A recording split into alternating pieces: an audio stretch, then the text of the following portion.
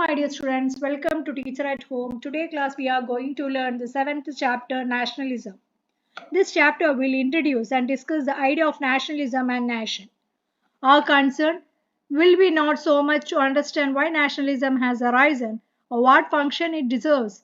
Rather, our concern would be think carefully about nationalism and assess its claims and aspirations. After studying this chapter, you should be able to understand the concepts of nation and nationalism, acknowledge the strength and limitations of nationalism, appreciate the need for ensuring link between democracy and nationalism. Introducing nationalism. If we were to take a quick poll of what people commonly understand by the term nationalism, we are likely to get responses which talk about patriotism, national flags, sacrificing for the country, and the like. The Republic Day parade in Delhi is a striking symbol of Indian nationalism and it brings out the sense of power, strength, as well as the diversity which may associate with the Indian nation. But if we try to go deeper, we will find that it is difficult to arrive at a precise and widely accepted definition of the term nationalism.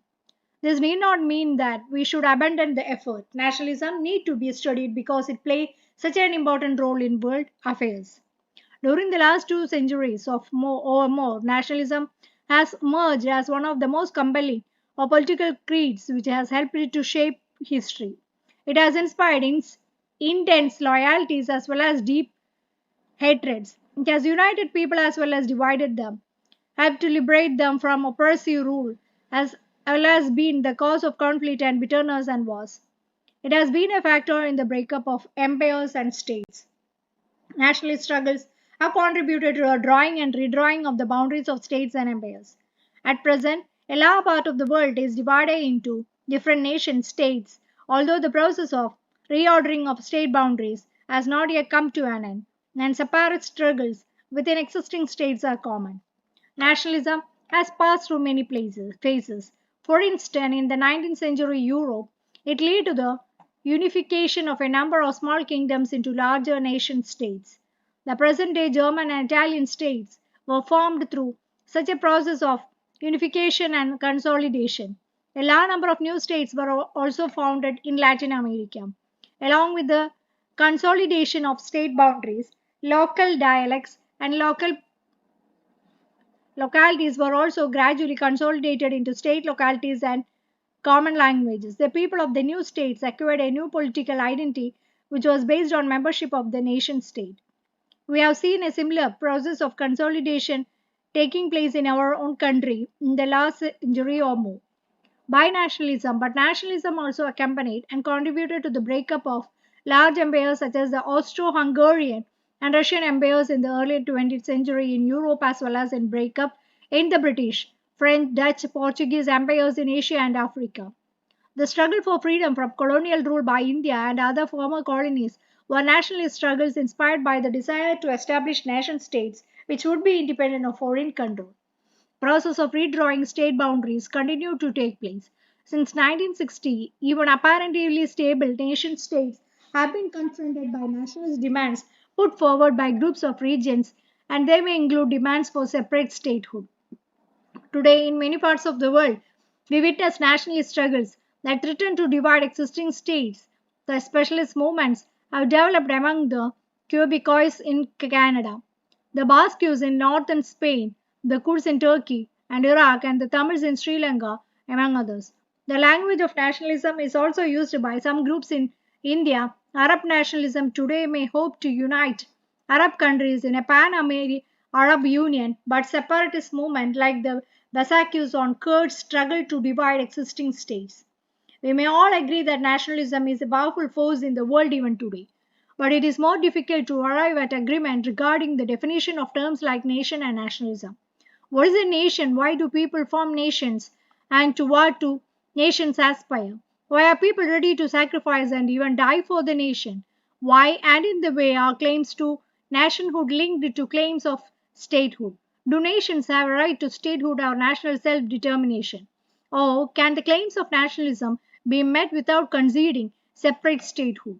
This chapter, we will explore some of these issues. Nations and nationalism. A nation is not casual in a casual collection of people. At the same time, it is also different from other groups of communities found in human society. It is different from the family, which is based on face to face relationship with each other, having direct personal knowledge of the identity and character of others. It is also different from tribes and clans and other kinship groups, in which ties of marriage and descent link members to each other, so that even if we do not personally know all the members we can, it need be trace the links that bind them to us. But as a member of a nation, we may never come face to face the most of our fellow nationals or need we share ties of descent with them. Yet nations exist, are lived in and valued by their members. It is commonly believed that nations are constituted by a group who share certain features such as descent or language or religion or ethnicity. But there is, in fact, no common set of characteristics which is present in all nations. Many nations do not have a common language. Canada is an example here. Canada includes English speaking as well as French speaking people. They also have a large number of languages which are spoken in different regions and by different communities. Nor do many nations have a common religion to unite them. The same could be said or to other characteristics such as race or descent.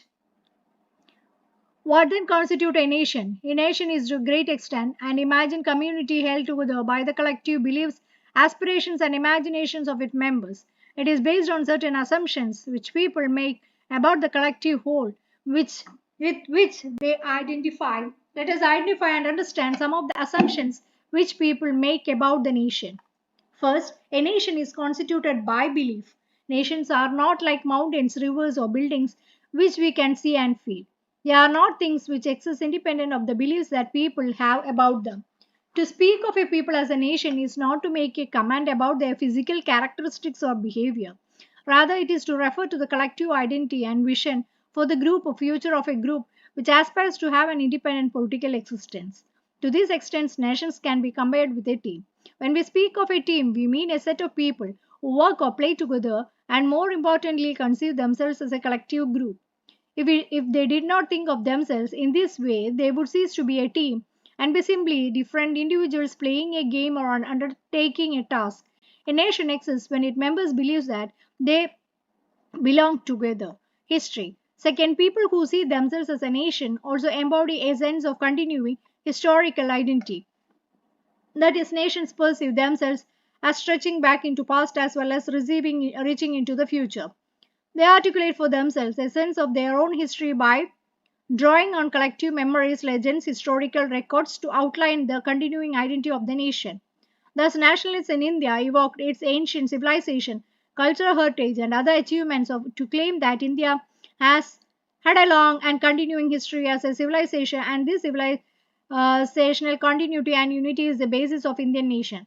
Jawaharlal Nehru, for instance, wrote in his book A Discovery of India, though outwardly there was diversity and infinite variety among the people, everywhere there was that tremendous inspire embrace of oneness which held all of us together in ages past, whatever political fate or misfortune had befallen us. Territory. Third, nations identify with a particular territory. Sharing a common past and living together on a particular territory over a long period of time gives people a sense of their collective identity. It helps them to imagine themselves as one people. It is therefore not surprising that people who see themselves as a nation speak of a homeland. The territory they occupied and the land on which they have lived have a special significance for them, and they claim it as their own. Nations, however, characterize their homeland in different ways, for instance, as motherland or fatherland or holy land. The Jewish people, for instance, in spite of being dispersed and scattered in different parts of the world, always claim that their original homeland was in Palestine, the promised land. Indian nation identifies with the rivers, mountains, and regions of the Indian subcontinent. However, since more than one set of people may lay claim to the same territory, the aspirations for a homeland has been a major cause of conflict in the world. Shared political ideals. Fourth, while territory and shared political identity play an important role in creating a sense of oneness, it is a shared vision of the future and collective aspirations to have an independent political existence that distinguishes groups from nations. Members of a nation share a vision of a kind of state they want to build. They affirm among other things, as a set of values and principles such as democracy, secularism, and liberalism. These ideals represent the terms under which they come together and are willing to live together. It represents, in other words, a political identity as a nation. In a democracy, it is shared commitment to a set of political values and ideals that is the most desirable basis of a political community or a nation state. Within it, members of political community are bound by a set of obligations. These obligations arise from the recognitions of the rights of each other as citizens. A nation is strengthened when its people acknowledge and accept their obligations to their fellow members. We might even say that recognitions of this framework of obligations is the strongest test of loyalty to the nation. Common political identity. Many people believe that a shared political vision about the state and society we wish to create is not enough to bind individuals together as a nation. They seek instead a shared cultural identity, such as a common language or common descent. There is no doubt that speaking the same language make it easier for us to communicate with each other. Sharing the same region gives us a set of common beliefs and social practices. Observing the same festivals, seeking the same holidays, and holding the same symbols valuable can bring people together, but it can also pose a threat to the values that we cherish in a democracy. There are two reasons for this. One, all major regions of the world are internally diverse. They have survived and evolved through a dialogue within the community. As a result, there exists within each religion of a number of sects who differ significantly in their interpretation of the religious texts and norms. If we ignore these differences and forge an identity on the basis of the common religion, we are likely to create a highly authoritative and oppressive society. To most societies are culturally diverse. They have people belonging to different religions and languages living together in the same territory.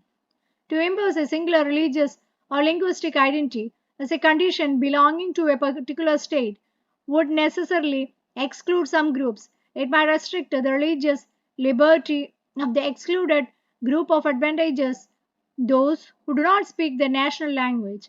Either way, the ideal that we cherish most in democracy, namely equal treatment and liberty for all, would be severely limited. For both these regions, it is desirable to imagine the nation in political rather than cultural terms.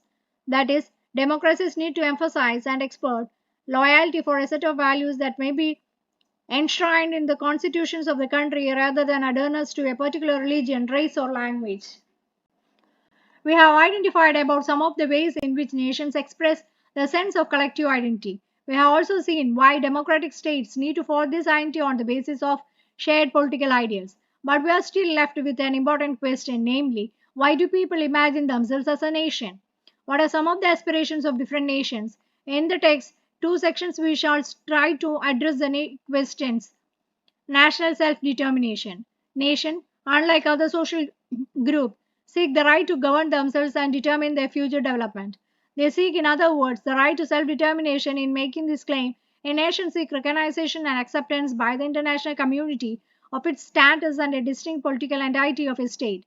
Most often, these claims come from people who have lived together on a given land for a long period of time who have a sense of common identity. In some cases, such claims to self determination are linked also to the desire to form a state in which the culture of the group is protected, if not privileged. Claims of the latter kind were frequently made in the 19th century in Europe. The notion of one culture, one state began to gain acceptability at the time. Subsequently, the idea of one culture, one state was employed while recording state boundaries after World War I. The Treaty of Versailles established a number of small, newly independent states, but it proved virtually impossible to satisfy all the demands for self-determination which were made at that time. Besides, reorganization of state boundaries to satisfy the demands of one culture, one state lead to mass migration of population across state boundaries. Millions of people as a consequence displaced from their homes, expelled from the land which had been their home for generations. Many others became victims of communal violence. Humanity paid a heavy price for reorganizing boundaries in a way that culturally distinct communities could form separate nation states. Besides, even in this effort, it was not possible to ensure that the newly created states contained only one ethnic community. Demand for national self determination in Basaka. Indeed, most states had more than one ethnic and cultural community living within its boundaries. These communities, which were often small in number, constituted a minority within the state, were often disadvantaged. Hence, the problem of accommodating minorities as equal citizens remained. The only positive aspect of the developments was that it granted political recognition to various groups who saw themselves as distinct nations and wanted the opportunity to govern themselves and determine their own future. The right to national self determination has also been asserted by national liberation movements in Asia Africa, which when they were struggling against colonial domination. Nationalist movement maintained that political independence would provide dignity and recognition to the colonized people and also help them to protect the collective interests of the people. Most national liberalization movements were inspired by the goal of bringing justice and rights and prosperity to the nation. However, here also it is proved almost impossible to ensure that each cultural group, some of which claim to be distinct nations, could achieve political independence and statehood. As a result, migration of populations, border wars, and violence have continued to plague many countries in the region. Thus, we have the paradoxical situations of nation states which themselves have achieved independence through struggle, now acting against minorities within their own territories who claim the right to national self determination. Virtually every state in the world today faces the dilemma of how to deal with movements for self determination, and this has raised questions about the right to national self determination. More and more people are beginning to realize that the solution does not lie in creating new states, but in making existing states more democratic and equal. That is, in ensuring the people with different cultural and ethnic identities live and coexist as partners and equal citizens within the country. This may be essential not only for resolving problems arising from new claims for self determination, but also for building a strong and united state. After all, a nation state which does not respect the rights and cultural identity of minorities within the state would find it difficult to gain the loyalty of its members. Nationalism and pluralism. Once we abandon the idea of one culture, one state, it becomes necessary to consider ways by which different cultures and communities can survive and flourish within a country. It is in pursuit of this goal that many democratic societies today have introduced measures for recognizing and protecting the identity of cultural minority communities living within their territory. The Indian Constitution has an elaborate set of provisions for the protection of religious, linguistic, and cultural minorities. The kind of group rights which have been granted in different countries include constitutional protections for the language, culture, and regions, minority groups, and their members. Some cases, identified communities also have the right to representation as a group in legislative bodies and other state institutions. Such rights may be justified on the grounds that they provide equal treatment and protections of the law for members of the groups as well as protection for the cultural identity of the group. Different groups need to be granted recognitions as a part of national community. This means that the national identity has been defined in an inclusive manner which can recognize the importance and unique contribution of all cultural communities within the state. Although it is hoped that granting groups recognition and protection would satisfy the aspirations, some groups may continue to demand separate statehood. This may seem paradoxical when globalization is also spreading in the world. Nationalist aspirations continue to motivate many groups and communities. Tagore's critique of nationalism. Patriotism cannot be our final spiritual shelter. My refuge is humanity. I will not buy glass for the price of diamonds, and I will never allow patriotism to trump over humanity as long as I live.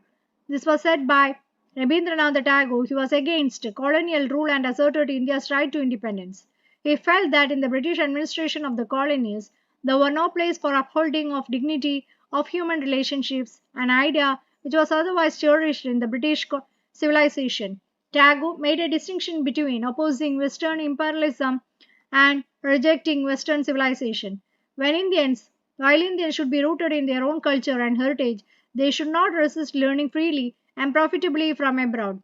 A critic of what he called patriotism is a persistent theme in his writings. He was very critical of the narrow expressions of nationalism that he found a work in parts of the independence movement.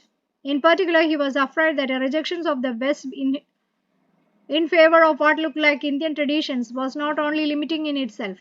It could easily turn into hostility to other influences from abroad, including Christianity, Judaism, Zoroastrianism, and Islam, which had been present in our country. Considerable generosity and skill is needed for countries to be able to deal with such demands in a democratic manner. To sum up, the right to national self determination was often understood to include the right to independent statehood for nationalities. But not only would it be possible to grant independent statehood to every group that sees itself as a distinct cultural group or nation, it would probably also be undesirable. It might lead to the formation of a number of states too small to be economically, politically viable, and it could multiply the problems of minorities. The right has now been reinterpreted to mean granting certain democratic rights for a nationality within a state. The world we live in is one of the deeply conscious of the importance of giving recognition of identities. Today, we witness many struggles for the recognitions of group identities, many of which employ the nation language of nationalism.